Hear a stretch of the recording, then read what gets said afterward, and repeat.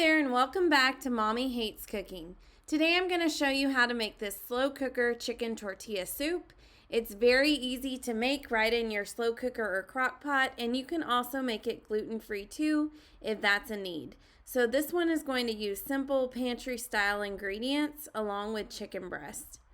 So the first thing we will do is go over ingredients. You're going to need two 14-ounce cans of chicken broth, and you're going to divide those. We'll use one at the beginning and one at the middle. 2 cups of water, a 14.5-ounce can of Rotel or diced tomatoes with green chilies, along with 2 cups of frozen corn. Then you'll need a teaspoon each of cumin and chili powder, a garlic clove that is crushed, 2 large chicken breasts, half a cup of white rice, and then you'll also want to use 1 lime. You're going to use juice from that lime, and then toppings like tortilla strips, shredded cheese, chopped cilantro, salsa, tortilla chips, whatever you want to serve it with. We also like to use this meat too to put in burritos as well, so you can do that too with tortillas. So here are all of our ingredients that we've got laid out here, and we're actually going to use half a cup of rice instead of 1 cup as you saw there. So the first thing you're going to do in your slow cooker is add 1 can of broth, the 2 cups of water, the diced tomatoes, frozen corn, cumin, chili powder, and garlic clove. So we're adding all of that in, and then we're just going to place the chicken breast right on top. And then we'll go ahead and cover and cook this on low for 4 hours. So I'm just going to place that right on top there. And then I'm going to cover it and I'll cook it up for 4 hours. After that 4 hours is done, you're going to go back in and you're going to shred up the chicken. So that's what we're going to do next is use 2 forks and shred up that chicken. So that's what I'm doing here. Now, if it's easier for you, you can take it out of the slow cooker as well and do it in a bowl and then just add the chicken back in. It's completely up to you. So whenever you are done shredding this, you're going to go ahead and add that extra can of chicken broth. And then you'll go ahead and cook this for an additional 2 hours. So this recipe only takes 6 hours total.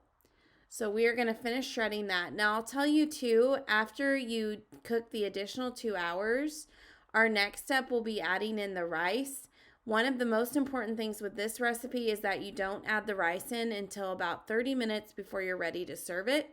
If you add that rice in any sooner, it's going to be soaked in. All of that broth is going to soak into the rice, and it will just make it not so soupy and more of a solid, which is perfect for burritos if you want to add it to burritos. But if you're going for a soup, you want to wait until the last 30 minutes of cook time.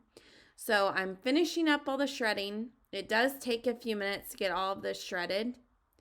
And then I'm just going to stir it together and add in that broth and get it ready to cook for that additional 2 hours. So this is one soup that you would want to kind of be near or around the house for to do it because it's going to be done in steps. It's not a sit it and forget it all day sort of soup. So I'm just going to mix that up. And now, as you'll see, I'm in that final step, so I'm just going to add in the rice. This does work better, I believe, with half a cup of rice. I've tried it with 1 and half, and I do think half a cup works better.